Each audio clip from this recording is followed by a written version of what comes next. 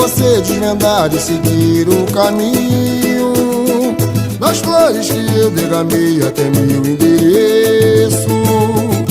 E tive um cuidado danado podando os espinhos pra você pisar sem se machucar. Pois é, vou ficar esperando aqui. O amor é quem vai te guiar e quem há de tentar impedir